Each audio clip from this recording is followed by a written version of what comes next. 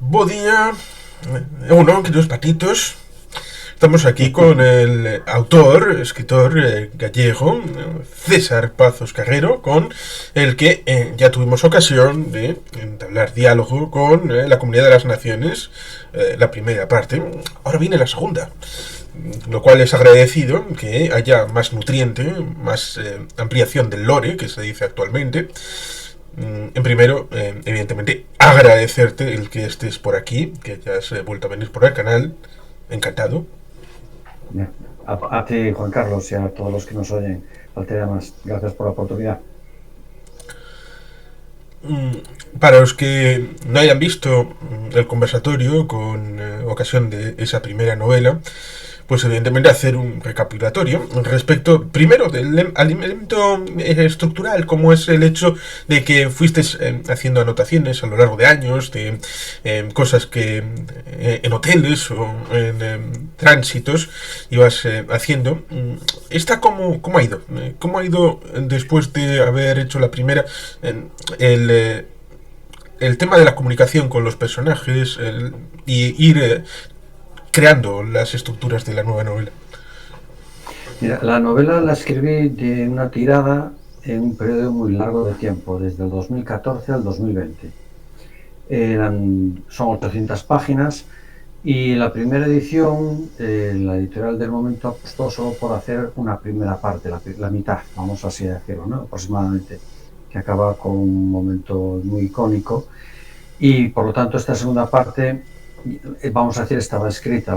Lo que se hizo fue corregir ambas partes y sale ahora la segunda parte con la segunda edición de la Comunidad de las Naciones. La primera parte es la Comunidad de las Naciones y la segunda parte es la Corona de la Alianza. ¿Cómo se hizo esto? Mira, realmente el hilo conductor de las dos novelas y de las tramas del universo de la Comunidad de las Naciones y la Corona de la Alianza son romances dramáticos. La novela empieza en el año 26 a.C. con un romance que se da allí, dramático, que tiene su conexión con dos romances que se dan en el año 2080, que es el romance que vive de juventud Leonor de Borbón en el año 2036 con un independentista catalán de Esquerra, por cierto, que sí existe en el 2080, igual que el PNV existe en el 2080, también tiene su impronta. Y otro, el romance por excelencia es el que se da entre la ministra de Asuntos Exteriores, Elena Cueto, y Breixo Portela, que aspira a ser el presidente de Galicia, es un republicano convencido y un soberanista, y dirige una fuerza política que se llama Galaicos, que aglutina a todos los gallegos, ¿no? La novela, yo la redescubrí, realmente lo aconsejo a todo el mundo, a que hagan el documento. Es un documento denso, ¿no? Es un autoanálisis que para la industria del cine se desarrolla, que es la Biblia. Es un documento duro que te anima a poner a prueba lo que has escrito. Entonces, yo con ese trabajo he conocido mi propia obra. O sea, yo hay cosas que desconocía, suena absurdo, pero que desconocí mi propio trabajo. Y como fue un trabajo durante 6 años que me dejé llevar, yo no pensé en ningún momento en introducir a Leonor de Borbón, ni a Breixo Portela, ni a la yihad islámica organizada en Eurabia, o los ultras supremacistas blancos europeos a través de Faction, sino que me dejé llevar por lo que veía, los acontecimientos que veía, y en esta segunda parte sí he visto cómo concuerda con la primera, cómo coge muchísima fuerza y, hombre, no empieza con la batalla del Medullo del 26 a.C., pero sí acaba con momentos tremendos, volcánicos en Europa que se singularizan en Galicia en concreto. Te estaba faltando esa definición, porque a veces es difícil definir a esa gente extremista, pero Garim, de cierto canal europeísta, porque explica Europa bastante bien, habla de derecha plus plus o izquierda plus plus, para no decir extrema derecha o extrema izquierda. Y aún así también se cabrían con este nombre. Pero bueno, sí, ahí están dos posibilidades políticas que establecen como Jesucristo con los dos ladrones al lado, ¿no? Una imagen bastante bíblica, en donde Galaicos pues tiene esa idea de transformar el mundo con energía, con geopolítica y con identidad. Por lo tanto, ahí está una base importante que encontrarán en el primer libro, y por tanto ahí bien de sustancia, en pasado y presente, presente de la novela, no el presente actual. Sí, esto que apuntas es le llamó la atención a algunas personas.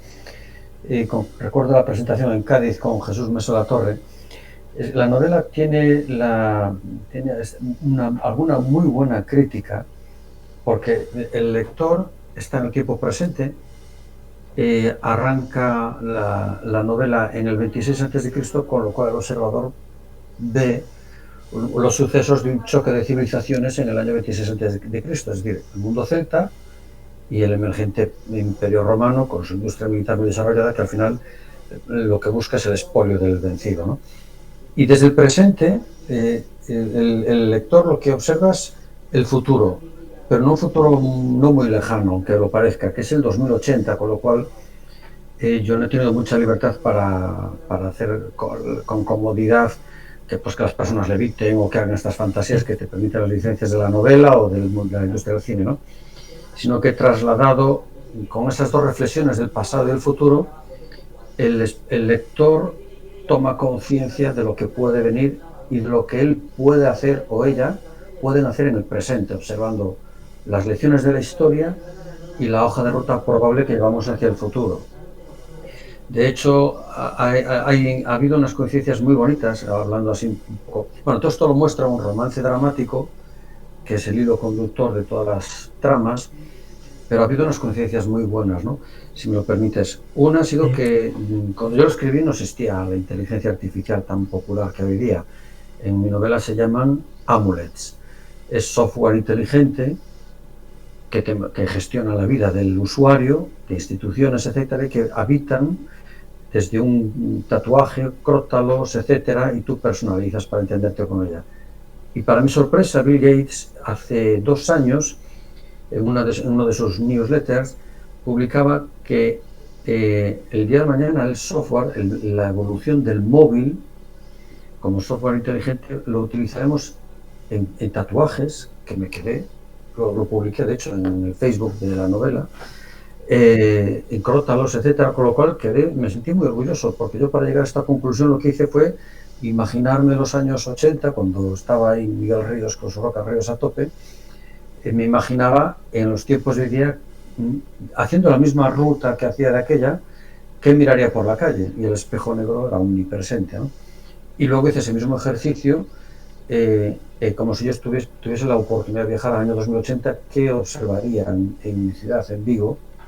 Y que noticias escucharía haciendo aquella ruta que yo hacía con mi panda, ¿no? de la zona de Colla, aquí en Vigo, ¿no? Y por eso desarrollé estos amulets, desarrollé todas estas cuestiones que te permiten presenciar o sentir que estás en el 2080, pero sin exageraciones, ¿no? También, si me permites ahora, una anécdota muy bonita, en la parte histórica. Cuando yo publiqué en foros de historia y de arqueología un pequeño videoclip que no se puede ver del rey Albión, el rey del Medulio, se puso en contacto conmigo un arqueólogo y yo decía, Dios mío, estoy a echar una bronca por el nombre que le he puesto, ¿no? Y resulta aquí lo maravilloso de todo esto, que efectivamente existió una casa de los Albión en Galicia, que fueron los últimos de los galaicos que se encontraron sus lápidas en Ribadeo. Entonces yo me quedé, porque no era mi intención, evidentemente, y me enseñó me envió una foto con la lápida, con la típica papel de calco, ¿no? Y la traducción que yo no entendía del príncipe de los Albión, de la casa, no sé qué. Y bueno, esto tiene que ser fantástico. Es un aviso de que bueno, el azar te surge cuando te mueves, ¿no? Pero por ahí fueron las fusiones de los personajes, como Albión conecta con el futuro, con con Breixo Portela, como Breixo Portela conecta con Alexandre Bóveda, que fue un mártir gallego fusilado el 17 de agosto de 1976, que nunca fue novelado, y asistiremos a su fusilamiento. Es como si viajáramos en el tiempo y apareciéramos en aquel bosque y presenciásemos toda aquella escena que tiene una conexión con el presente del año 2080. A lo largo de la historia, en esta segunda parte, de las tramas de esta segunda parte de la Corona de la Vergüenza, surgen momentos históricos, ¿no?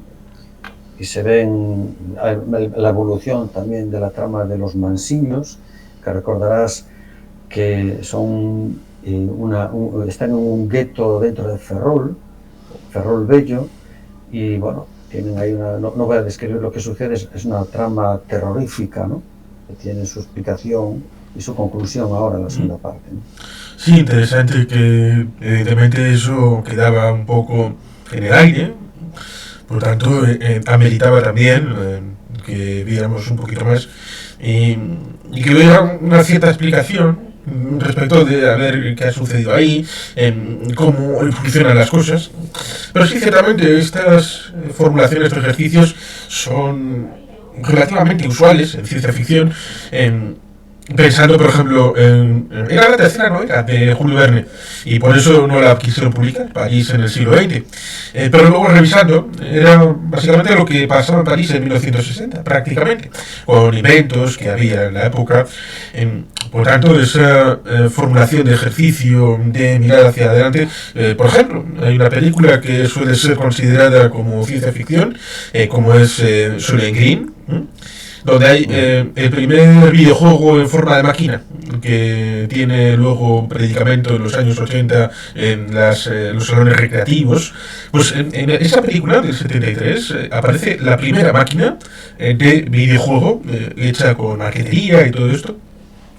Y luego nos encontraremos con películas desde 2001 hasta aquella que aparecía Sean Connery bueno, era solo ante el peligro en el espacio, aquella de Atmósfera Cero, que había estas videollamadas con la pantalla, y evidentemente eso no era posible, y muchas otras figuraciones que evidentemente significa que has tenido buena documentación o buena adaptación de lo que estás viendo respecto de potencialidades del futuro. Vamos, que se supone que se puede decir que estás bien leído y bien conectado con la realidad. Julio Verne tuvo que hacer fichas respecto de lo que decían, pero ahora se puede investigar con el móvil, internet, se puede hacer relativamente más fácil a quien tenga vocación de hacerlo.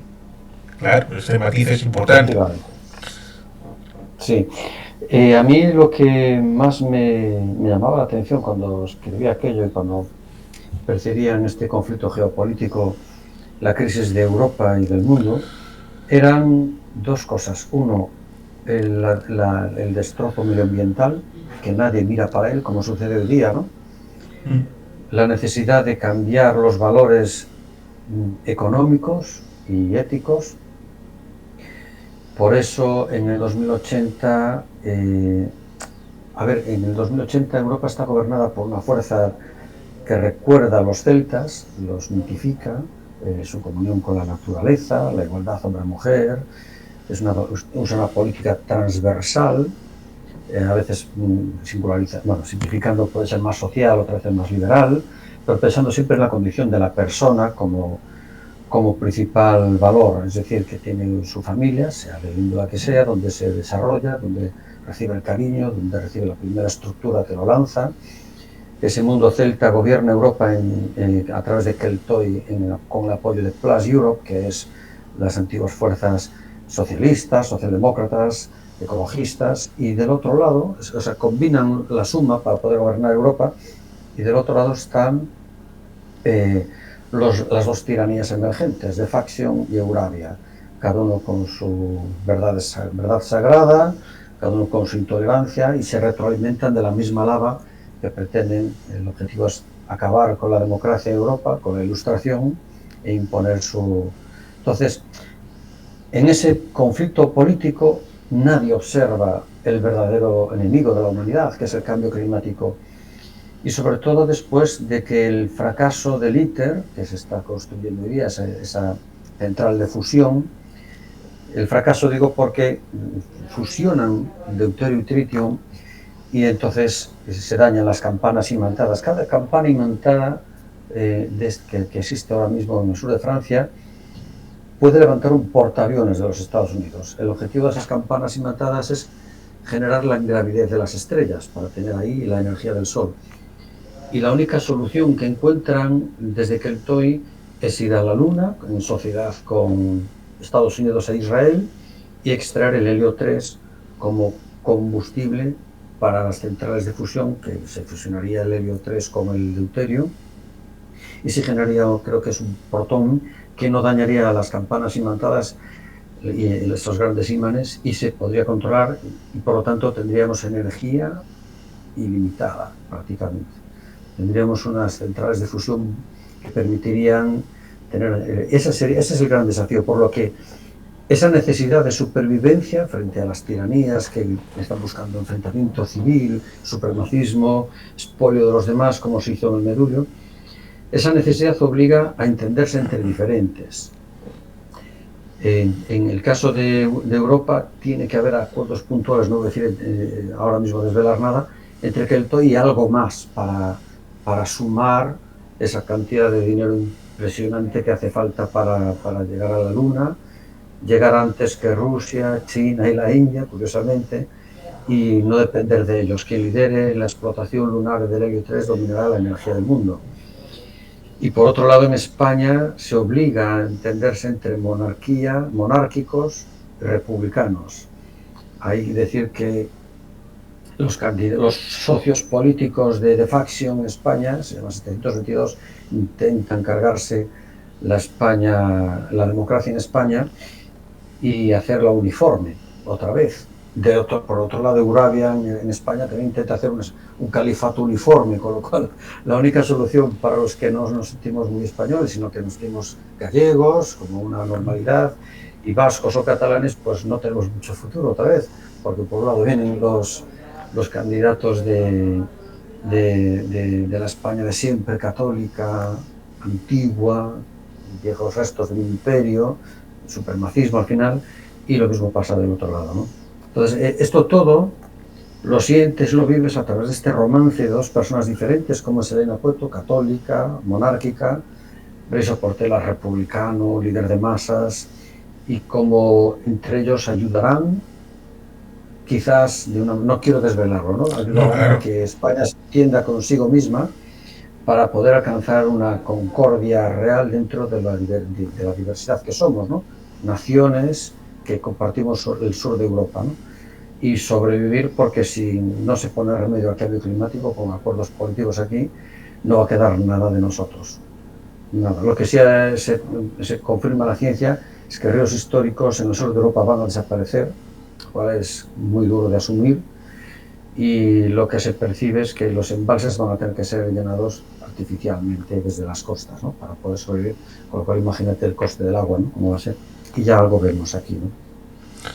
No sería la primera vez que haya una injerencia, llamémosle artificial, la construcción de depósitos en la zona en la que vivo, en Guecho. Hay un humedal que se llama Polue, que fue construido hace como un siglo como depósito de agua para determinados usos, y ahora se tiene por el pueblo como si fuera algo eterno, de toda la vida, como si fuera algo hecho naturalmente. Bueno, la pérdida de memoria también está en esas pequeñas cosas que distorsionan luego el mensaje político de algunos que te acusan de determinadas cosas sin saber el origen de lo que está ahí. Evidentemente es una historia con capas de cebolla. Dentro, en el corazón, estarían esas personas, ese amor, ese romance.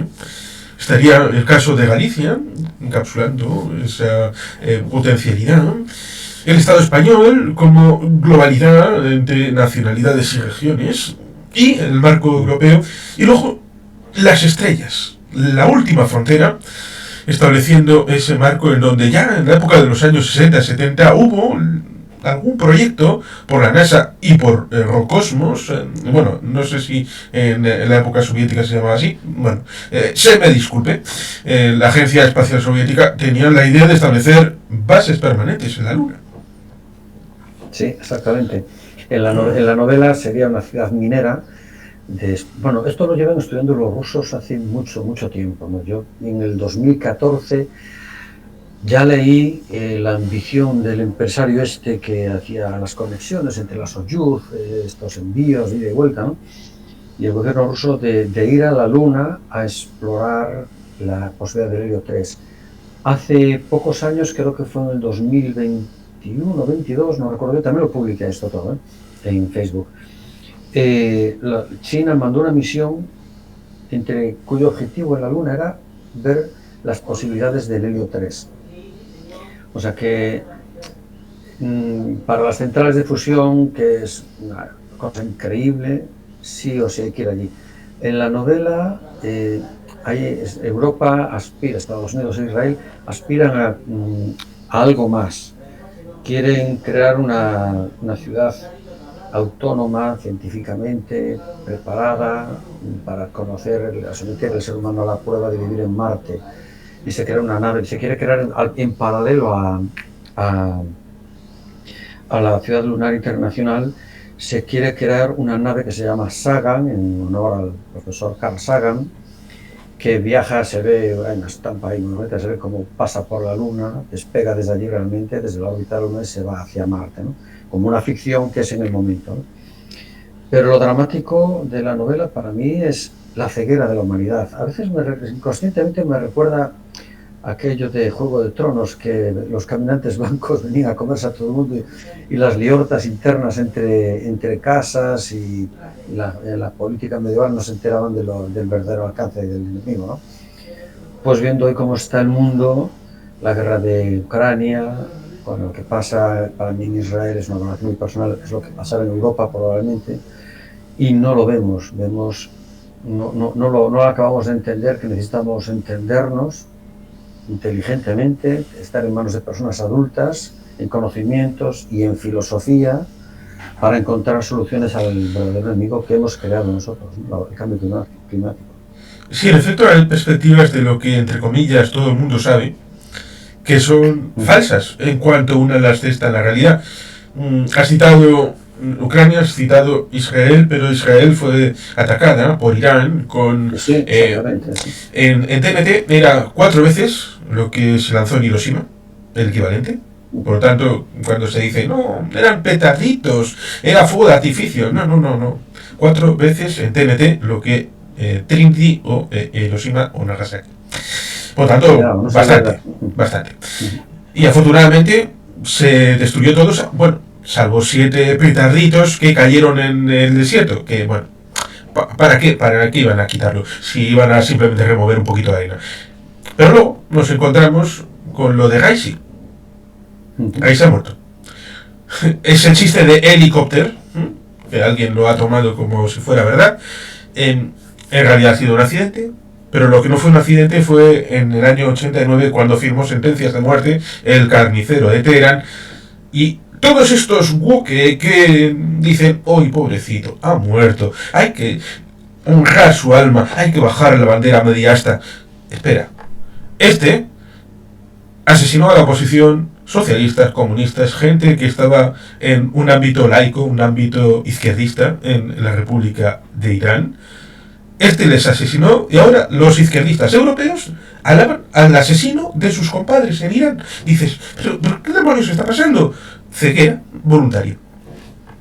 Hay una anécdota, me recuerdas a una anécdota que se ve en la segunda parte ahora de la novela, de la comunidad de la Corona de la Alianza.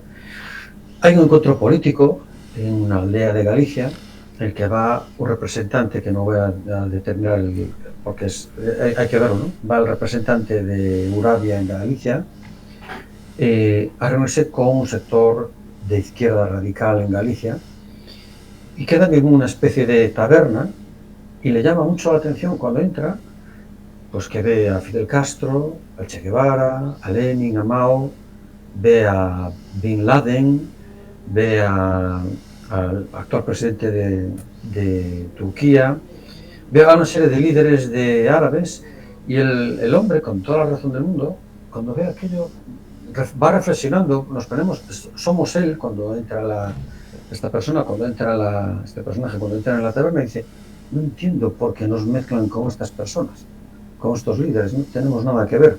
Y efectivamente, el Islam no tiene nada que ver con la Revolución Cubana de una perspectiva izquierda, no tiene nada que ver con otras, ¿no? Entonces, pues es lo que dices tú, la izquierda, yo creo que la izquierda, y con perdón, lo digo, pero lo siento tal cual, y el movimiento feminista tiene graves síntomas de insolvencia intelectual. No puede ser la barbaridad del 7 de octubre que no se haya condenado. Son mujeres, a fin de cuentas, violadas, bueno, etcétera, etcétera, todas las barbaridades que hemos visto, ni una sola condena. Ya sin entrar a que ese país, Israel, sufrió una agresión, porque no me imagino que pasara aquí. Si pasara aquí, yo recuerdo el Peñón de Gibraltar, ¿no? O el Peñón de Gibraltar, aquellas islas pequeñas, aquellas rocas, sí, Perejil, que mandamos de portaaviones, ¿no? Eso que está... Pues me imagino que nos cayeran de vez en cuando petardos, entre comillas, desde Marruecos, por ejemplo, o que entraran en las costas de Cádiz, secuestraran en proporción 20.000 personas o 40.000 personas, se las llevaran para allá y las utilizaran como escudos humanos y todo esto. Entonces, esto en el año 2080 se vislumbra más porque se polariza el conflicto, se polariza. Entonces, este romance dramático está sometido a estas dos personas a unas tensiones, a unas negociaciones, en cada uno en su lado, ¿no? Para intentar entenderse, ¿no? Entre personas tan diferentes como monarquía, república, socialistas, bueno, no socialistas prácticamente. Al final, desde Inglaterra se impone la cultura celta, que encuentran tras un acuerdo entre liberales y conservadores, y Inglaterra decide regresar a Europa y liderar las políticas para bueno, encontrar una solución al conflicto mundial, ¿no? Que hay. Sí, Inglaterra está en un momento bastante curioso ahora, pero nunca se sabe lo que puede pasar en 56 años, prácticamente. A saber. Ciertamente, me llamarás para entonces y vendremos aquí, lo hablaremos. Sí, seguramente. Iba a decir que la gente puede pensar, es muchísimo tiempo, pero tampoco es tanto.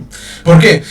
Bueno, yo no lo podía ver porque yo estaba recién nacido. En 1982, cuando la gente veía Blade Runner, los pocos que fueron, fue un éxito después. Ponía la pantalla con voz de Constantino Romero. En 2019, en Los Ángeles. Bueno, 2019 es hace 5 años. Hace 5 años. Cuando uno piensa, bueno, 41 años. O 43 años. Yo tengo 42. De la perspectiva, 1982, 2024. Si uno mira hacia adelante, pues puede parecer mucho o poco. Pero si uno mira hacia atrás, 42 años, es 1940. Es el año de la derrota de Francia, es el año de la operación sobre Inglaterra. Es decir, que ha pasado el mismo tiempo desde el 40 al 82 que del 82 hasta aquí. Por tanto, es relativo, porque podemos pensar desde el 82, cuando veías Blade Runner, la Segunda Guerra Mundial es prácticamente el Pleistoceno, es algo que... Sí. Ya, pero... el tiempo pasa y evidentemente ahí está la contabilidad para, desde las matemáticas, poner las cosas en su sitio. Decía el profesor Beiras aquí en Galicia, que fue el líder del BNG, etcétera, lo recordáis perfectamente, que las matemáticas algún día explicarán la actual conducta política, la actual evolución política que hay. Evolucionar no quiere decir que mejore, simplemente son cambios, ¿no? Y él decía que si nos asomásemos en una espiral del tiempo ascendente, digamos al balcón de una de esas espirales, observaríamos en la perpendicular otra vez la humanidad diabladamente enfurecida consigo mismo haciendo barbaridades, ¿no? No sé si la quema de la Biblioteca de Alejandría, la guerra civil, la guerra mundial, etcétera, etcétera. Y yo veo hoy día que hasta se cuestiona el holocausto, se cuestionan cosas tan básicas y es como si no supiésemos aprovechar la oportunidad que tenemos con la libertad perfecta, imperfecta, lo que sea, que disponemos en Europa. Es como si el estado del bienestar nos sirviera solamente para la acomodación y no para tener cultura de esfuerzo y superación, ¿no? Entonces, la ausencia de una asignatura tan importante como las ciencias, como es filosofía, bien dada, lógicamente, bien motivando a pensar, a discurrir, que se haya prácticamente eliminado es un error garrafal de una... Es como si es como, voy a poner un ejemplo muy exagerado, es como si democráticamente decidiéramos que la Tierra es cuadrada y nos quedamos llenos de razón con una votación y es cuadrada, pero la verdad es que no es cuadrada, ¿no? Sí. Y algo pasa con estos conflictos que tiramos por tierra la democracia para entrar de lleno en una oclocracia, en un gobierno de la chusma que parece que a veces se nota más, ¿no? Sí, cuidado porque todavía existen tierrapizzas aquí en internet, ¿eh? Hay gente Sí, que dice que es una conspiración y esto en realidad es como una pizza napolitana y, bueno, nos dicen que estamos constreñidos porque eso del espacio es algo inventado y que estamos conspirando desde Eratóstenes, que era miembro de la NASA, llegan a insinuar. Con lo cual, ciertamente, el tema educativo es importante, ¿no? El asunto de dar datos, de usted estudiese la lista de los reyes godos, de primero al último, que es, no, pero sepa dónde está. Sepa dónde ver quiénes fueron los godos, de dónde venían el ámbito de familiaridad que podían tener con otros y a ver cuál le puede gustar, desde qué perspectiva. Eso de aprender a aprender, de tener curiosidad, sí puede tener su aquel. Lo mismo que, bueno, recordaría a mi querido director de colegio, don Julián, que quería interconectar todas las asignaturas porque en algún momento podían tener relación, la literatura con la historia con las matemáticas han tenido un origen, ese origen es una persona que podía ser a la vez científico, a la vez físico, a la vez químico y haber tenido una visión más completa. ¿Qué es lo que pasa con la física con la filosofía? A fin de cuentas, el modelo teórico de la física en el ámbito humano es la filosofía y por tanto la aplicación práctica de esos pensamientos de estoy teorizando sobre algo y voy a hacer el experimento práctico, por ejemplo, el tema de lo que es la Tierra. Iban al puerto, veían, el barco se iba desapareciendo por la parte de arriba. ¿Esto por qué puede ser? Y se preguntaban. Bueno, pues puede ser un cilindro. De que va para allí, para adelante, el barco se mete y puede ser un cilindro. Vale. Pero es que si en vez de mirar hacia allí, miro hacia este lado, pasa exactamente igual. Con lo cual el cilindro empieza a revolucionarse entre sí y por tanto la única figura plausible acaba siendo una esfera. Por tanto es deducción, lógica. Es que tenemos que conseguir, y esto no sé que el liderazgo es importante, a lo mejor tiene que surgir otra vez un líder, una persona líder que potencie valores como la curiosidad, que potencie valores como el pensamiento crítico y la creatividad. Es decir, si hacemos las preguntas correctas y hallamos las respuestas correctas, estaremos descubriendo, entre otras cosas, que lo único estable es el cambio constante. Y eso despejar esa incertidumbre, ¿no?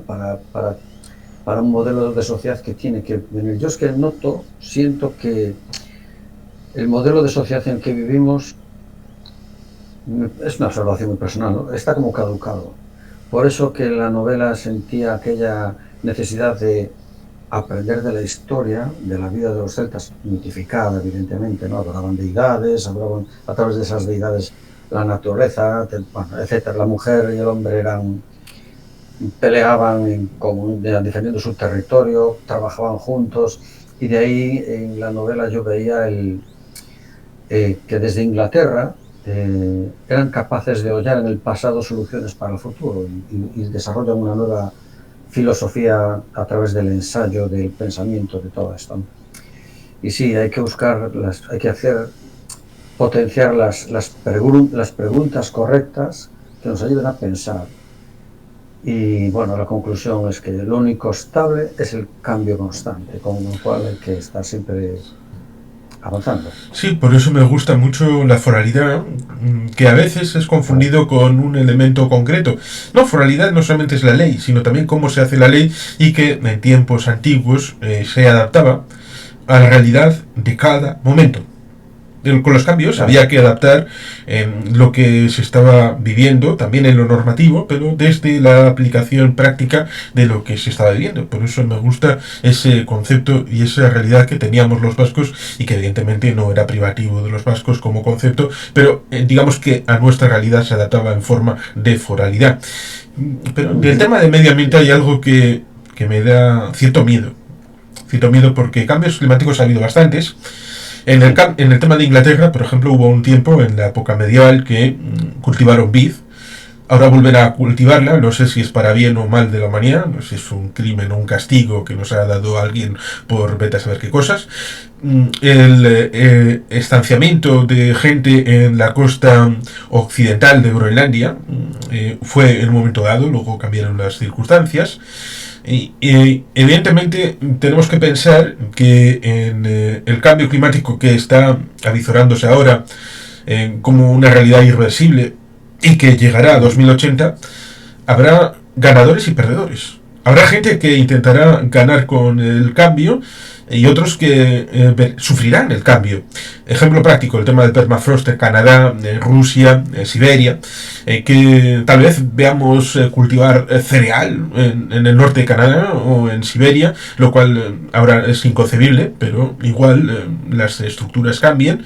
Y como esto pueden haber miles de ejemplos, o la desertificación de una zona que actualmente no es solamente Almería, sino otras extensas zonas ligadas al sur europeo. Por tanto, ese juego humano respecto de elementos naturales puede ser terrible, porque el ser humano es capaz de muchas cosas.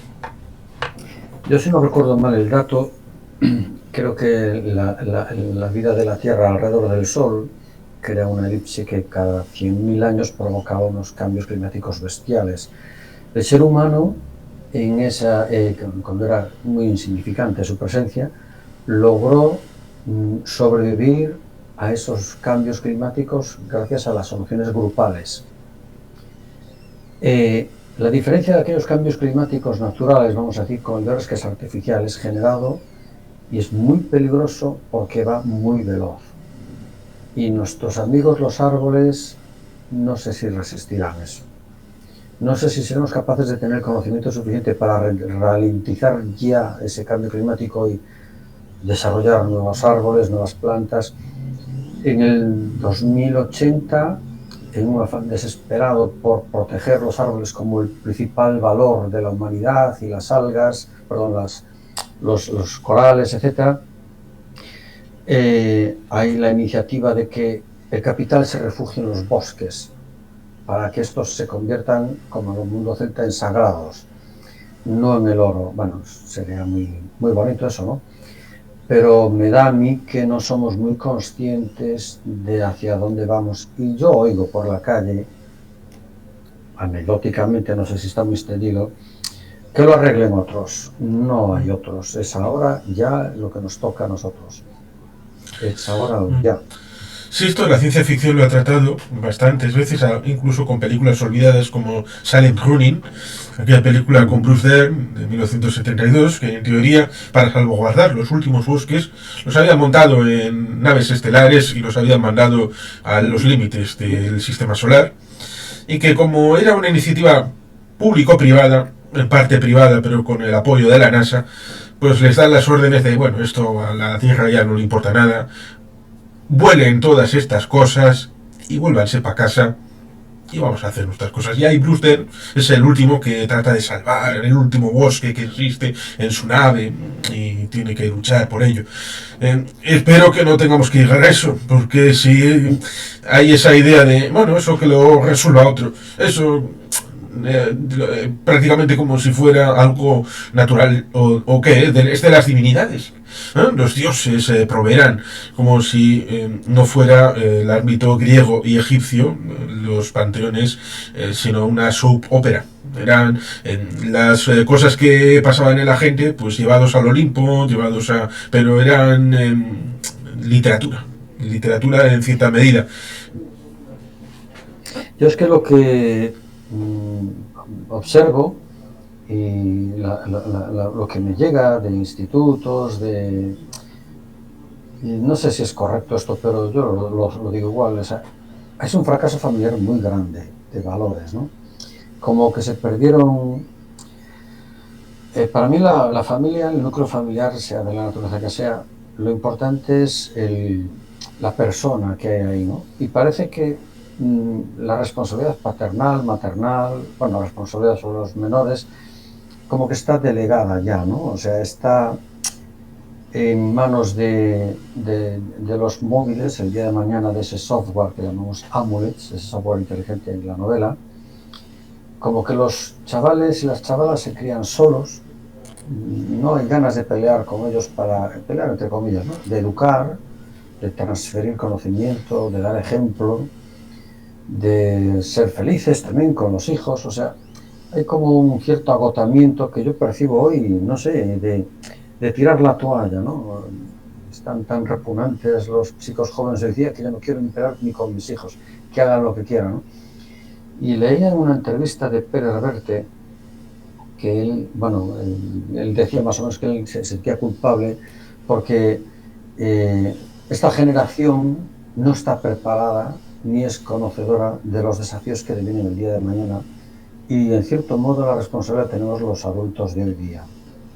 Eso se denuncia también en la novela, ¿sí? Cuando se dibuja esa sociedad abatida, gris y harta del 2080 en España, Europa y demás.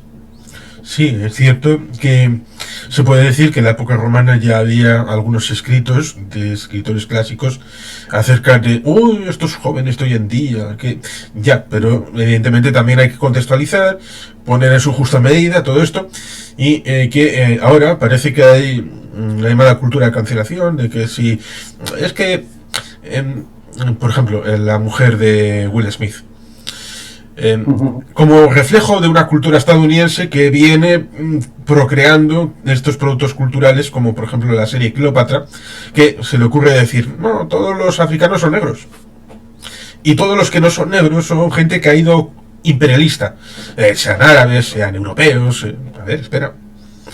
Rami Malek hacía en la serie de Noche en el Museo, que evidentemente no es un documental, es una película, pero Rami Malek es de origen egipcio. Es egipcio, por lo tanto, cuando hace de faraón, está haciendo de su propia cultura. No me digas que es un personaje que ha sido whiteado, hecho blanco. Por lo tanto, estas cosas están encima de la mesa. Un hecho como la película de Lo que viento se llevó, decir, póngame un cartel de que racismo por aquí, racismo por allá. A ver, es una película de 1979, es como se hacían las películas entonces. Y por otro lado, la negrita, que es la que vive en la casa de Scarlett, es una actriz negra, lesbiana, y gana el Oscar. Dime que eso ahora tenga un correlato. Es mejor, escándalo. Aunque sea, empátamelo, dame algo ahora que sea igual de eso. Por tanto, ojo, cuidado con hacer adanismo. Un adanismo es horrible, porque piensan que, bueno, la época actual es el origen de todo. Espera, la humanidad lleva mucho tiempo. Eso sí, hay otro elemento que puede ser problemático, y es la conexión que tienen algunos, sobre todo jóvenes, con partidos extremistas, ya sea Euralia, ya sea en el Estado español. Decías eso del 722 que liga con la mitología de la Reconquista, ¿no? Quizás porque esta gente son capaces de hablar en sencillo y en directo con estas generaciones jóvenes en su lenguaje, y el resto no sabe conectar porque tiene un lenguaje desfasado. Es que yo creo que hoy día odiar es muy fácil. Mira, hay una anécdota que se dio en un instituto de aquí, del sur de Galicia, en Nigrán, de Vigo, perdón, en el que una profesora vio que jugaban a la pelota con una pinta rociada con esvásticas. Entonces se quedó con la pelota y les obligó a hacer un trabajo sobre el Holocausto, etcétera, etcétera, y los nazis. Le llamaba la atención en los trabajos que bueno, utilizaron mucho las sillas, etcétera, no ponían las imágenes terribles, ¿no? que reflejan el hecho de lo que es el holocausto, porque cuando los nazis diseñaron el holocausto, es muy fácil hacerlo desde aquella mansión, etcétera, pero luego la realidad de los crematorios, del trato como ganado de las personas, esas imágenes, esa es la acción que define la política que ellos hacían. Y en estos trabajos, estos chicos y chicas eran muy lights. Entonces esta profesora decidió ponerlas en clase. Y la contestación de una chiquilla fue, bueno, ¿qué? ¿Cuándo quitas esas imágenes ya? Pero nada alterada por las imágenes, ni nada impresionada, ni esto, simplemente que sabía lo que era y le importaba bien poco aquello, ¿no? O sea, entonces dices tú, estas personas que hoy día están en los institutos estudiando en la enseñanza pública y no saben valorar lo que puede suponer de ilustración, todo eso, con estas actitudes, a mí me da que a la mínima de cambio desfilan todos al paso de oca detrás de un charlatán con el brazo en alto, llevándolos a la guerra, a enfrentarse a los demás, a andar a palos, y me da que a la vuelta de la esquina, porque ellos dicen abiertamente que hablan bien del fascismo y no saben lo que es el fascismo, no tienen ni la más mínima idea, solo entienden de la malentendida autoridad que no tienen, de la disciplina que no tienen, como la dictadura, que es algo bueno, ¿no? Y no solo la vertiente política, que tiene una profundidad ética importantísima, y ese Joes, el carnicero del campo de exterminio, que iba a casa con la mujer, prácticamente como si hubiera salido a la oficina, no hay ningún problema, con cariño, ¿qué has hecho hoy? Bueno, he cremado no sé quién, he gaseado no sé cuántos, como si estuviera haciendo seguros o algo parecido. Eso es la racionalización del mal. Creo que fue Hannah Arendt la que habló de esto en sus escritos. Y evidentemente mi amigo Óscar Maragaño, que es historiador y conoce este periodo específicamente, hablaría respecto de la vertiente económica también, que es un elemento también importante a la hora de ver el asunto del Tercer Reich en el enemigo interno y el enemigo externo. El enemigo interno rapiñando primer término a los judíos y asociados sus dineros, cosa que eso evidentemente repercutía en una socialización de esos dineros en una parte acomodaticia que, por ejemplo, permitía hacer la fuerza por la alegría, unos cruceros que no habían sido posibles para la gente. Por supuesto, cuando van haciendo unos bonos que nadie iba a comprar y trueque, ojo, trueque en el siglo XX, trueque en elemento comercial, luego necesitaban la guerra porque había un déficit brutal que se enjuagaba como invadiendo países, y una de las primeras medidas, se va usted al Banco Central, entra en la caja fuerte y se queda con todo lo que hay dentro. Por tanto, eso lo mete en el Banco de Alemania y ya seguimos con esos esteroides que va metiendo. Por tanto, como dice Alan Toynbee en su libro La Europa de Hitler, el pueblo alemán vivió relativamente bien, 1943-44, bajo el sufrimiento de todo el resto de Europa. Así que si estos jóvenes hubieran sido franceses, incluso italianos, no decir polacos, en 1942 habrían tenido vida horrible. Sí, yo observo, etcétera. Por ejemplo, no soy un experto en música, ¿no?, en todo esto, pero comparas, y no digo que todo lo pasado fue mejor, ¿no?, pero ves la calidad, lo que se consume, mejor dicho, en música hoy día, y va asociada a una actitud, otra vez a pelos rapados, bueno, yo no soy un ejemplo precisamente, y sí veo que falta ilustración en el sentido crítico, porque los nazis eran gente ilustrada, pero socorro. Y veo una sociedad ignorante que no quiere aprender, no quiere conocer, no tiene interés. La sociedad del bienestar los deja en el ocio, el esfuerzo y la superación solo lo ven a través de que los falta, lo echan de menos, y, y entonces lo ven en gente que ladra, que no tiene argumentos políticos, pero ladra, que manda. Yo recuerdo en el año 90 y pico, trabajaba yo en un periódico en la Nosa Terra, un instituto de Pontevedra comentaba la anécdota de que tenían dos clases en un modo de experimento, ¿no? Una clase, un aula de instituto que no había normas. Ninguna. Podías ir a clase, no ir a clase, nadie te iba a pedir explicaciones si hacías o no los ejercicios, etcétera, etcétera, etcétera. Y la otra, que había disciplina en el sentido de formación, de seguir resultados, etcétera, etcétera, etcétera. Los primeros era un fracaso escolar evidente, y los segundos eran un instituto público al lado del ERE. Y los segundos se hacían más contestatarios, se quejaban y protestaban contra las normas, eran más combativos y les sacaban mejores resultados. Protestaban contra el sistema que les obligaba a estudiar, por así decirlo, ¿no? Y a presentar trabajos. Pero sacaban mejores resultados que los que supuestamente gozaban de una libertad individual, sin tutores, digamos, sin guías, tanto en sus familias como en el instituto. Ahí quedó ese experimento que me llama mucho la atención. Yo, vamos, a hacer esto 40 años para mí, una cosa así más o menos.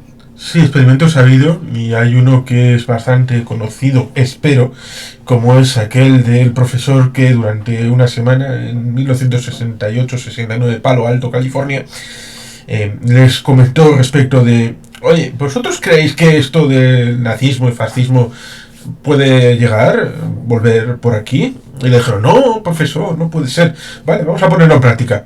Y eso era necesario que se tradujera en una película, y se hizo Die Welle, la ola, en Alemania, que sabes un poquito de qué va. Por tanto, ahí se ve claramente, con 4 cositas, se pueden ir metiendo, y al final de la semana, tragedia. Exactamente, es una gran película. Basado en hecho real, ¿no? Si no recuerdo mal. Basado en esos hechos reales que sucedieron en California. Pero evidentemente se entiende mejor haciéndolo, haciéndolo en Alemania se entiende mejor. Es que yo, una de las cosas que a mí me preocupaban para entender el 2080, que yo viví en la novela, fue dibujar el papel de las familias, como estaban en el 2080, sindicatos, organizaciones, ONGs, que eran anuncios prácticamente, movimiento feminista, cómo estaban y qué posturas tenían en el 2080 para entender por qué aquella sociedad estaba como estaba y solo escuchaba a los que ladran, a los del odio, los del rencor, tanto de un lado como del otro. Y porque estos tenían un relativo éxito allí donde aparentemente gobernaban, ¿no? Y en el 2000, ya en la corona de la alianza, esta es una parte, es que no quiero... Sí. No digas spoilers. Se ve hacia dónde llega ese caldo de cultivo, esos lodos, ¿no? No hace falta decir spoilers, porque esos cultivos llevan a las protestas, en teoría dicen pro-palestinas, en universidades estadounidenses, y que se están trasladando a universidades europeas. Eso sí, en Estados Unidos tiene cierta lógica, porque desde Qatar y Emiratos y todos estos países han puesto pasta para financiar estas universidades en Estados Unidos, cosa que tienen bastante predicamento, la Ivy League y todo esto, pero tienen más nombre que realidades, porque hay universidades en Florida, universidades en Texas, que están teniendo cada vez mayor desempeño, mayor prestigio, y mayor número de alumnos que lo que quieren ir es a estudiar, y no a que les metan el rollo de: oh, Palestina will be free from the river to the sea, y dices, estás diciendo un genocidio. No me tienes que decir nada más. Ni siquiera saben ponerle en el mapa, hombre, no... pero es que es escandaloso, porque es... Y que no son capaces, siendo estudiantes, de hablar de Yarmouk, dolor palestino, pero no fueron israelíes, del dolor de Nuri al-Maliki, 2004, atentando contra palestinos en Irak, no había judíos. No les molesta hablar un poquito de Yemen, pero porque atacan israelíes en forma de barcos, pero el bombardeo de Sanaa, guerra civil, eso ya no les interesa. Tampoco les interesa los Rohingya, porque como son budistas los que están matando a musulmanes, no se pueden meter con los cristianos ni con los judíos. Sí, sí, por tanto, hay una visión muy clara y todo el resto fuera. No sirve. sí, sí. Es un escándalo, la verdad. Yo solo sé que es muy evidente lo que es el yihadismo fascista que hay ahí, religioso. Para mí es una forma de... Esa utilización de la fe islámica políticamente es para el bien de los poderosos, que a través de ella al final lo que hacen es dominar a los pueblos que están bajo su yugo y utilizar a las mujeres al servicio de los hombres, bajo la excusa de un dios o lo que sea, ¿no? Y se ve, es que además pueden teorizar, pero luego ves las acciones, que son lo que realmente reflejan lo que son políticamente, y no entiendo a la izquierda. Yo Sí. no soy capaz de entender eso, porque es todo lo contrario. Ellos, cuando lleguen aquí, y yo sospecho que va a pasar aquí lo que pasa hoy día en Israel, yo lo siento por ellos, porque van a acabar todos colgados en grúas, bueno, estas cosas que hacen. Sí, como en Irán, como ocurrió en Irán. Exactamente. En efecto, es algo que no es tampoco de ahora, porque tiene legitimidad tu visión, porque ya ocurrió en 1968, el Mayo francés, que había gente que estaba cabreado con el sistema, había críticas legítimas, pero se olvidaron de un pequeño detalle, de pensar, ¿cualquier cambio es para mejor? No, puede haber cambios para bien, pero también puede haber cambios para mal. Cualquier cambio no siempre es para bien. Es como cuando vas al profesor en la universidad y le dices un 4,5. Qué desgracia. A ver, me he puesto un medio punto más y ya me apruebas, aunque sea raspadito, el 5. Y te puede decir, bueno, sí, te doy un 6. O te puede decir, te he dado demasiado, te pongo un 3. Por tanto, ahí están las dos cosas. Puede revisarte a la baja o revisarte al alza. Es un riesgo que asumes. Cuando uno va a la revisión puedes pensar, siempre va a ser para mejor. No. Podía llegar, por ejemplo, en mayo del 68, una dictadura marxista-leninista a Francia, cosa que a Stalin le habría gustado muchísimo y no pudo tener. Y por tanto, ahí había un problema. Lo mismo que a través de la OAS pudo haber llegado una dictadura de extrema derecha y tampoco habría sido gratificante. Por tanto, el riesgo en el 68 era muy profundo, pero ni los estudiantes ni los trabajadores lo supieron ver. Y se metieron a tumba abierta en la crítica, eso sí, en ese momento creando en ese espacio Berkeley, el Mayo francés, también en Alemania hubo ramificaciones, Londres, los nuevos movimientos sociales que generaron la nueva vía al ecologismo, la nueva vía al pacifismo, los nuevos movimientos sociales que salen de ahí y luego conectarán con la Guerra del Perdón 5 años después en la conexión pro-Palestina.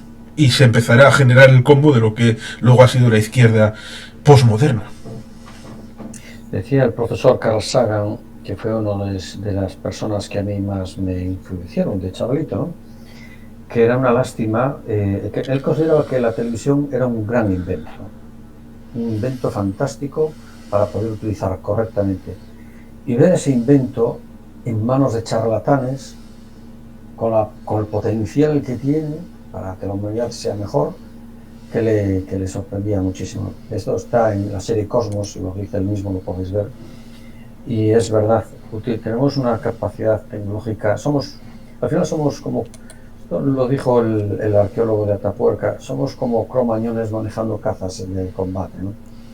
Pues la televisión también es una oportunidad muy buena, hoy día las redes sociales, y las utilizamos de pena, ¿no? De pena. Un ocio malentendido también, que hay que tenerlo, pero malentendido, muy vulgar. Creo que la segunda parte tiene como 400 páginas, ¿no? Sí, no llegan por poco, pero sí. La primera tiene 400 y pico, la segunda no llega a 400 y algo. En estas dos, en la segunda edición y en las dos novelas, lo que se han puesto son unos mapas también, explicando primero la batalla del Medullo, y en el segundo un adelanto hacia lo que es el ITER, el conflicto en Europa, unas imágenes que resumen todo esto, y en conjunto son unas 217.000 y pico palabras que se encontrará el lector. en el tiempo presente, observando al inicio el pasado, el 26 a.C., y el futuro, para que tome conciencia de lo que se puede hacer hoy día y que le enseñará una parejita de enamorados que intentan ser felices. ¿Cómo va el asunto de posible serie, posible película? ¿Qué se puede decir? Bueno, se puede decir que la Biblia está escrita, porque estoy aprendiendo todo esto, con lo que me asesoran, se está haciendo... Yo la Biblia la recomiendo a cualquier escritor que se la haga siempre, ¿no? Independientemente de que pueda llegar a una serie, no, por conocimiento propio de la obra. De ahí estamos extrayendo, de esa fuente de información densa, estamos extrayendo el resumen para un speech. Se espera tener antes de fin de año encuentros con una productora de cine potente y 2 plataformas. Para ello haremos un recorrido con personas que nos van a guiar desde el mundo de la producción, dirección, asesores de cine que han gestionado grandes series documentales aquí en España. Yo cuando fui a presentar la novela en Nueva York fui también porque iba a estar con un director de cine, que luego me entrevisté con él en Madrid para buscar esa guía. Y aquí alrededor de este proyecto hay 2 directores de cine, hay un director de producción, hay agencias de comunicación también que están aquí ayudando, participando, y también hay un mago incluso, que no lo digo de broma. Bueno, les voy a respetar. Esto todo saldrá en breve y empezarán las entrevistas, porque ahora se va a remodelar la web de la Comunidad de las Naciones va a estar en breve en construcción para rediseñar y hacer cabida a las 2 novelas y rediseñar un poco el 100% de la obra, ¿no? Ahí es una web que va a ser muy abierta, muy transversal, muy limpia también para no contaminar, recuperando las críticas de la Comunidad de las Naciones, y vamos a ver qué sucede. No me llega el tiempo, pero bueno, en ello estamos. Sí, hay que seguir pedaleando. Los van a ser de un mes para otro, sí. Sí, hay que seguir pedaleando, ir haciendo. Nunca se sabe definitivamente lo que uno puede obtener de esos trabajos, pero hay que hacerlos, sobre todo para gratificación personal y a través de ello gratificación de otros, y que evidentemente ha habido un cambio importante. Las televisiones, el lineal, la parrilla, eran 24 horas y usted no tiene más tiempo que por lo tanto, por mucho que quiera meter, tiene solamente 24 horas. Y cuando ha habido multiplicidad de canales con diversidad de elementos sectoriales, seguían siendo 24 horas para la publicación de estos productos. Pero con el streaming, con las plataformas, usted puede hacerse la televisión a la carta, como si fuera buffet libre. Puede coger la serie, puede pararla y luego ver una película y continuar la serie donde la dejó. Y por tanto ahí está la disponibilidad de hacer contenido. Y siempre necesitan las plataformas nutrientes en forma de serie, documental, películas. Por tanto es una oportunidad bien interesante para dar cierto salto, siempre y cuando la gente combine con la lectura del libro, porque nunca va a ser exactamente lo mismo. El primer guión está escrito, me llamó la atención el primer guión, dije yo, qué curioso. Pero es como todo, la meta no es llegar a las productoras y hacer una serie y ya está, no. La meta es que si sale la serie sea un éxito y un negocio rentable para la productora. Entonces no puede perder el mensaje, tiene que hacerse de una manera relativamente diferente a la novela, tienes que dejarte asesorar por los que saben de ese mundo. Por ejemplo, se han hecho imágenes a través de un profesional que trabaja en este mundo, para directores muy conocidos, que yo, claro, de repente ves escenas de la novela y dices tú, wow, o sea, lo estoy viendo aquí, ¿no? Y bueno, estoy disfrutando mucho, la verdad, y estoy encantado con el equipo que está a mi alrededor, que ya comentaremos también. Ahora lo que quiero es que esto vaya saliendo a la luz. Por ejemplo, me han invitado a hacer una presentación en Hamburgo. Wow, es fantástico, o sea, no me lo esperaba. Pues muy interesante, sí. sí, ya te informaré también. Yo quiero hacer una presentación más potente, necesito supervisar todo lo que se hace en esta web, en ese resumen de la Biblia, en la maquetación bien detallada del contenido de la Biblia. Calculo que esto sería correcto para septiembre, esta presentación allá. Y para el año que viene, si hay alguna propuesta, ya veremos si esto es real o no, para Londres también. Siempre le tengo muchas ganas al mundo anglosajón, que industrialmente la industria anglosajona es muy potente, ¿no? Sí, y no solo por eso, sino porque tiene raíz la novela en Inglaterra. Exacto, sí, tiene su impronta potente, ¿no? Entonces, bueno, nunca imaginé, de verdad te lo digo, jamás. Yo esta novela la escribí durante 6 años, pensaba solo en mis 2 hijos, que quería dejarles algo así como que si quieren conectar conmigo el día que yo no esté, pues tienen un libro ahí, muy grande, en la que particularmente para ellos sí hay escrita en forma de tramas y de momentos cosas que hemos vivido los 3, ¿no? Entonces, si algún día quiere hablar con su padre, bueno, pues no me voy a cansar de estar ahí, es que en las palabras escritas, porque podrán hablar conmigo 5 minutos, media hora o 30 segundos, estaré ahí, ¿no? Y la sorpresa mía fue que, bueno, luego, por circunstancias, se vio la posibilidad de que podía interesar a más público, etcétera. Tuve gente que, por cierto, esta novela se la dedico a Manuel Bello, que fue una persona apasionada de la novela, la promovió por toda Galicia, estaba encantado. Y Manuel Bello para mí era un galaico que soñaba con Galicia, y se murió prematuramente, inesperadamente, y me quedó un dolor grande el no poder haberle pasado, que la tenía escrita esta segunda parte. Él siempre me preguntaba cuándo la vas a sacar, y no sé qué. Era una bellísima persona. Hacen falta millones de Manueles de ellos por todo el mundo. Y solo te cuento una anécdota de él. Esta era una persona, permíteme el tiempo, solo muy breve, muy breve, que se iba por un supermercado o pasaba por una acera, una calle, miraba un cajero abierto, iba allí y le tocaba, le ponían galego. Iba al supermercado y se visitaba empresas para que galeguizasen. Y una persona que no le sobraba dinero, y esto es público, fue el que descubrió las fosas de las vacas locas en Galicia, cuando la Xunta negaba que existieran. Y allá se fue con su coche de noche, con su móvil y su cámara de fotos, hizo fotos a todo aquello a escondidas, y se las ofreció a algunos medios de Galicia que se las querían comprar, y se asustó. Dijo, concho, estos me van a silenciar la noticia. Y decidió regalar todo esto a todos los medios que él alcanzó en España, y fue cuando salió la noticia en las televisiones y los medios de comunicación. Ese era Manuel Bello, ¿no? Era un hombre, una persona íntegra al 100%, y hoy día se está creando su asociación por Fundación Manuel Bello, con la que espero llegar a un acuerdo de que mi novela aporte los beneficios directamente de la venta a través de ellos para esta asociación, ¿no? Para esa fundación.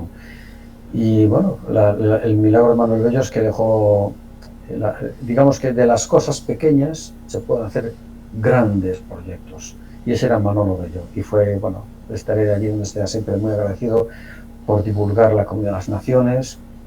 Aún escucho en la cabeza las llamadas de teléfono de él y la ilusión que me hacía. Bueno, entonces esta parte va dedicada a él, y estoy en mi forma de agradecérselo también. Sin duda, porque a fin de cuentas los libros son papel y deben de tener alma, y también se incardinan en personas concretas que dentro de la novela, pero también fuera de la novela, conectan mundos, conectan entornos, conectan realidades. Por tanto, está muy bien el homenaje. ¿Tienes algún ejemplar del libro que puedas enseñar? Soy un desastre. Tendría que dejarte ahora y coger 2 que ponen son las pruebas de bueno, no pasa nada. De impresión. No pasa. ¿Yo puedo compartir aquí alguna imagen de la portada o algo así? Sí. Presentar, aquí veo presentar, sí, no sé. Sí, ahí en presentar. Aquí, archivo o vídeo, vamos a ver. Voy a probar, archivo. Busco por aquí las portadas, un momento. Sí, o sea, no tengo ni siquiera el libro que tienes tú, yo no lo tengo. Siempre lo regalo y entonces así me van. Vamos a ver, dame un segundo. Sí, claro. Estoy por aquí. Un segundo. Entiendo que no estáis viendo la pantalla del ordenador ahora mismo, ¿no? Sí, es así, no estoy... Vale, para buscar yo, vamos a ver, esto estaba aquí, guía de personaje, estoy viendo, vamos a ver.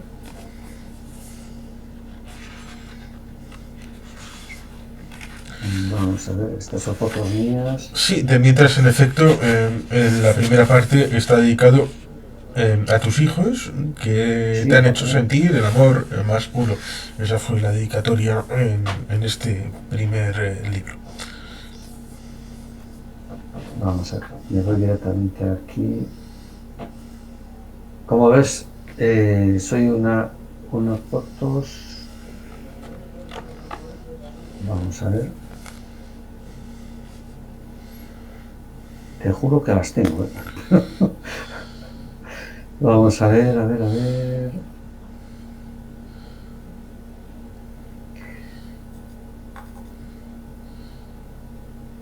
Además, las portadas se han hecho. Vamos a ver aquí, un segundo.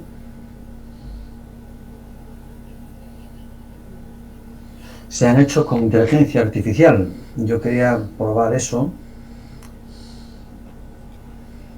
Vamos a ver. Un momentito, vamos a ver si la encuentro por aquí. Bueno, Soy una catástrofe. Foto, aquí está. De momento la enseño aquí. Que no me deja. ¿Y por qué no me sale aquí? Qué curioso.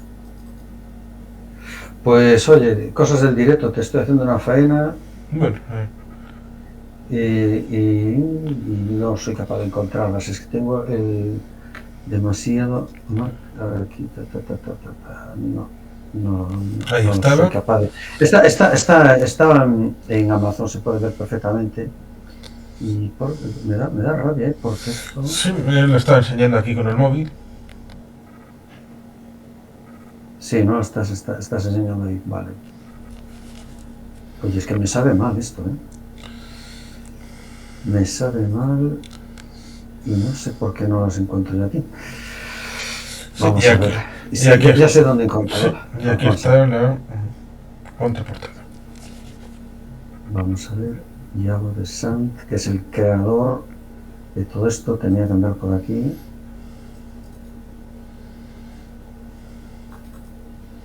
Vamos a ver, Yago de Sant aparece pronto.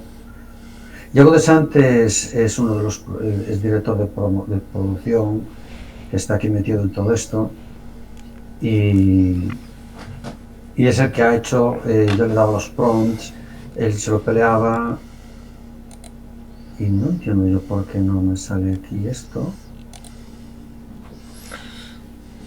Lo siento de verdad. Bueno, estoy aquí. Tranquilidad. Ya por lo menos a través del móvil lo ha podido ver. Y está en Amazon, con lo cual, bueno, no pasa nada. Pues tenía que haberme yo previsto esto. Mira, ya las encontré. Finales, vamos a ver aquí. Pero no me recoge los JPGs, no sé qué pasa aquí. No sé si tengo que hacer. A ver, aquí todos los ficheros, ahora sí. Vamos allá. Aquí te puedo pasar la por JPG, abrir. Y no sé por qué no sale. Bueno, igual no. Igual no acepta. Sí, igual no acepta el sistema en JPG. Le doy aquí al botón de presentar y sin embargo no me lo coge. Lo siento, no te quiero robar tiempo con esto. No, tranquilidad, yo aquí cuando he hecho presentaciones ha sido en formato PDF, no he hecho ningún otro sistema, con lo cual no estoy tan al detalle de saber cómo funciona esto. Bueno, pues que sepan tus seguidores que soy un petardo con la informática, a pesar de que estoy haciendo un máster con Microsoft de año y medio de IAS, cosa de creadores. Si ves mi escritorio, yo sé dónde están en el escritorio las cosas, pero luego, bueno, tengo un índice brutal de todo por el metido. Te lo paso en un rato después en privado a ti también. Bueno, pues ciertamente agradecido, porque la novela lo amerita. Recomendar evidentemente a la gente leerla, el hecho de la Corona de la Alianza, pero también la primera, porque puede que haya gente que diga, bueno, una novela nueva, no, es la segunda parte, por lo tanto hay que leer las cosas de manera cronológica y no como le dice Amy Farrah Fowler a Sheldon, pero ¿cómo voy a ver este capítulo? Tómatelo como el resto, una precuela, y esto es lo que tienes que ver. No, aquí hay que verlo todo, hay que leerlo todo para entender todo el ámbito global de la historia que nos propones, para poder sumergirnos bien en esta piscina y poder nadar con comodidad. Pues muchas gracias. Prometo documentarte más, mandarte por privado algún tema, fotos, por supuesto, ¿no? Y de las dos novelas. Y nada, darte las gracias por este espacio y haberte fallado informáticamente, lo siento. Tranquilidad, yo estoy agradecido de que hayas estado aquí y ya volveremos. Muchas gracias, amigo vasco.